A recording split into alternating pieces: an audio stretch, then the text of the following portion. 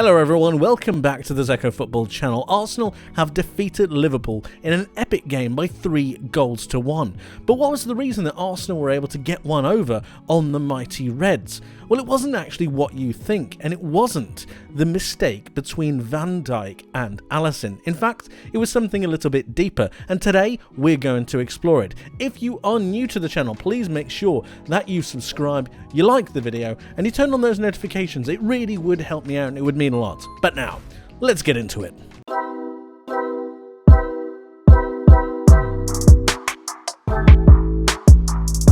So this was a cracking game. Arsenal played fantastically well, especially in the first half, and that's really signified by the attacking momentum bar. It gives us a decent insight into how a team does throughout the half, and as you can see from these peaks, Arsenal did a very good job of really maintaining pressure and momentum. Liverpool were barely in it for the first 30 minutes, and in fact they struggled to keep a hold of the ball. Later on they started to get some momentum, but they lacked the real penetration through the thirds that I thought could really give them that impotence. Going into the second half, I thought Arsenal looked a little bit cagey, they looked a bit more concerned. Liverpool really showcasing their dominance towards the first part of the second half and then tailoring off and tapering off towards the end. Arsenal managed to get that all-important goal through that mistake, but it wasn't that mistake that caused Arsenal to win the game, in my opinion. I think it was something far, far deeper. Let me explain. Let's scroll down here and have a look at the lineups. Now, first of all, one thing that I want to mention is that actually Mikel Arteta ended up picking the lineup that I mentioned in my preview. If you haven't checked it out, obviously the game is already done, but we did manage to predict the lineup that Arteta would pick out. Jorginho was a massive point to really look at in this game, bringing his experience and bringing his passing ability in the deeper lines of this Arsenal midfield allowed them to progress the ball that little bit more. The isolation of Gabriel Martinelli onto Trent Alexander-Arnold was a massive point. The space in behind Trent as they tried to push him up the right hand side just gave Martinelli the freedom of the Emirates, and Kai Havertz ended up being a bit of a nuisance. It was his involvement in a couple of the goals that allowed Arsenal to freely move into different pockets and different areas. And then you had Declan Rice, his ability to really be combative and make sure that he was linking up with Jorginho as well as he was, gave him the assurance and the license to be able to move forwards.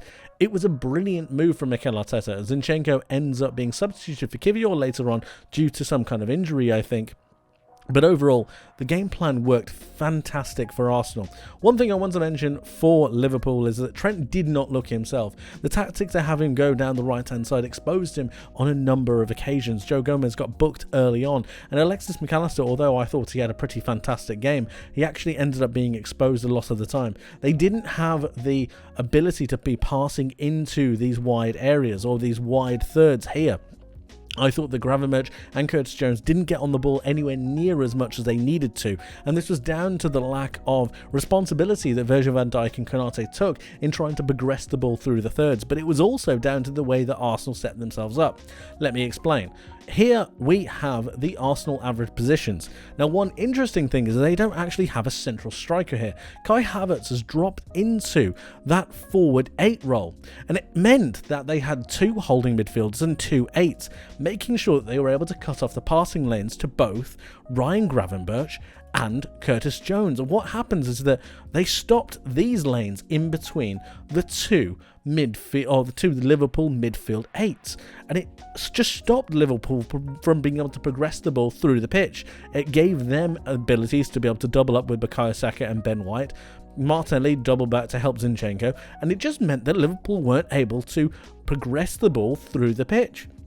Now later on they started to get on the ball, they dropped a little bit deeper and carried the ball themselves, but the passing lanes just weren't open, and this was the first thing that Mikel Arteta did so very well. Declan Rice and Jorginho did a very good job of holding and staying next to each other, but if we can see from Rice's heat map, he did get himself further forward that little bit at times, just driving with the ball. Jorginho stayed back a little bit more, and this allowed Arsenal to really maintain a form of progression in the game that I think was necessary in in them to try and break those Liverpool back lines. Saka and Martinelli did a very good job of holding their width and, like I said, creating those 1v1 opportunities with the opposition fullbacks.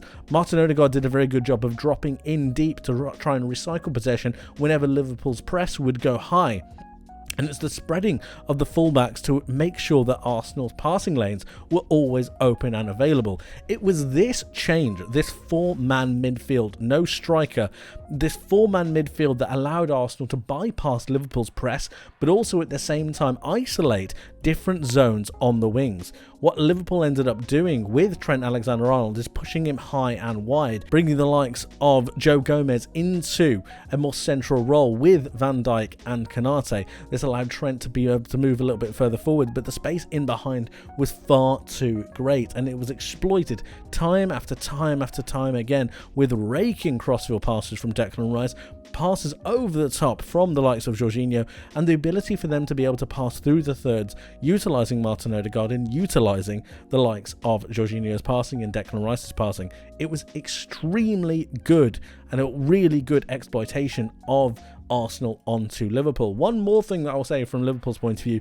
is they seriously missed the progression of Dominic Szoboszlai. His ability to pick up passes of space and pockets of space further up the pitch, and his passing would just have allowed Liverpool to express themselves just that little bit more. But you see here, they're very, very narrow. They didn't want to go out the wings because they were losing their 1v1 duels.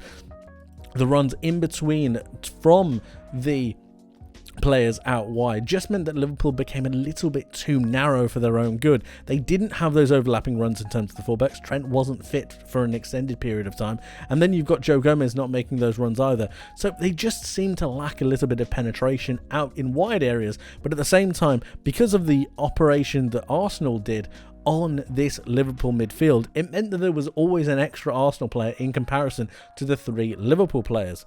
A really good tactical switch from Mikel Arteta, which just stopped and stifled Liverpool going forwards. And that is reflected in the statistics themselves, because although Liverpool had a lot of the ball, they actually ended up having more of the ball than Arsenal at the Emirates. It was just highlighted in the fact that Arsenal had a 3.5 XG. Liverpool only had 0.41. And when I talk about the failure for Liverpool to penetrate through this Arsenal midfield, 1 shot on target, 10 shots in total. They failed to really get any kind of decent shots. Arsenal with 15 total shots, 7 shots on target. Just overall, they ran the game, and I thought they were fantastic, just exquisite. They were brilliant from the get-go, from moment one. Arsenal won more duels. They had less aerials won, but they don't really need it. And then we need to talk about the moment between Van Dijk and Alisson, because although it was a serious moment, Konate gets sent off as well. Although these are both serious moments, it wasn't the thing that lost Liverpool the game. Liverpool had lost the momentum in the match far before then. We can talk about the amount of yellow cards that Arsenal ended up getting on, but that wasn't the real reason either. Jurgen Klopp, I think, knows that, even though he alluded to the fact that everything went against them in this match. I think it was down to the tactical prowess of Arteta, his ability in the formation that he set up his team with, and the flexibility of Kai Havertz, who needs to be given some credit. His ability to drop into pockets of space to help out his team and then become a striker later on down the line is something that really undid Liverpool from a tactical perspective. It wasn't just about Van Dijk and Alisson, and in fact, Arsenal created a number of opportunities they should have taken. One thing I will say is that Arsenal were not ruthless as they claimed to be. I thought they could have done with getting a couple more goals. They were gifted an opportunity, and they were gifted another option with Trossard's goal. I think that if they weren't given those real clear-cut opportunities, I think they would have struggled to really break down that Liverpool defence. Arsenal played it brilliantly. They had a fantastic tactical setup, and it just goes to show that Mikel Arteta is learning as he's going, because it was a stroke of genius to play with that Arsenal midfield four. Just brilliant. Before we end, I just want to have a look at Arsenal's first goal. I think this highlights what I've been talking about with Arsenal's midfield. Zinchenko currently has this ball out on the left-hand side, and I think they did a really good job of making him hug that touchline rather than come inside. It just allows and spreads Liverpool that little bit more. Martinelli is running in behind Trent Alexander-Arnold, as he did time after time again. The amount of space that was afforded to him out on this Arsenal left-hand side, Liverpool right-hand side was criminal in my opinion. Trent just didn't look on it in this current point, and I think he should have been substituted possibly a little bit earlier.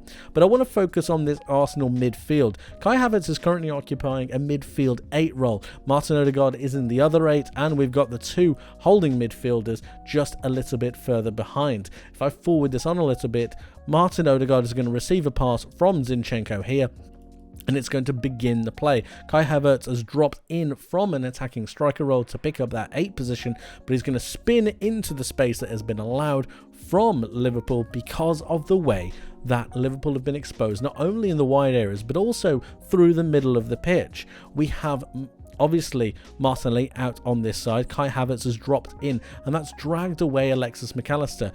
One thing that has been really highlighted here is that Trent Alexander-Arnold decided to come in on Zinchenko. I think this is the wrong move. This has forced Konate to then focus on Martinelli, and Virgil van Dijk is currently in no man's land. And this leaves so much space in between not only the fullback and the centre-back, but the 2 centre-backs themselves. There's so much space for Kai Havertz to run into, and that's exactly what happens. Martin Odegaard sees this and plays it in through the centre, the heart of that Liverpool defence. And it just means that Liverpool don't have an option. Virgil van Dijk realises this and instead tries to close down Martin Odegaard, but it's far too late. You can see his body position just means that he's going to try and double back, but it's far too late. He's currently in no man's land. The space in beyond is far too great, and Kai Havertz knows this and is going to make his run perfectly. But again, I want to focus on the positioning of Martinelli. I want to focus also on the positioning of the 2 Arsenal centre midfielders. We have Jorginho here, and we have Declan Rice over here, making sure that the counter-attack opportunity, even if Odegaard loses the ball, is not on. This is something that we highlighted in our preview. I wanted a better defensive unit, a better defensive base for Arsenal to base their attacks on, and that's exactly what we got in this game. That's exactly what Mikel Arteta did, and Odegaard's going to play this ball through. It was perfectly weighted, perfectly done. Kai Havertz continues, goes over, he's in a 1v1 situation, he fails the 1v1, it bounces out towards Saka, and that's okay. Once again, like I said, Saka coming off that right-hand side to help out his teammates. Martinelli is out of your picture just here as well. The 3 attacking Arsenal players making sure that they're keeping up with play, making sure that they're backing each other up, and it was just fantastically done, fantastically worked and brilliantly taken. This is a different angle that I just want to showcase and highlight how well Arsenal were set up in this particular case. Here we have Jorginho, who was one of the main holding pivots in this game. I thought he was sensational. Just right next to him, we also have Declan Rice in your picture as well. This is one of the attacking 8s. This is the other attacking 8, turning himself into a striker once more with that run.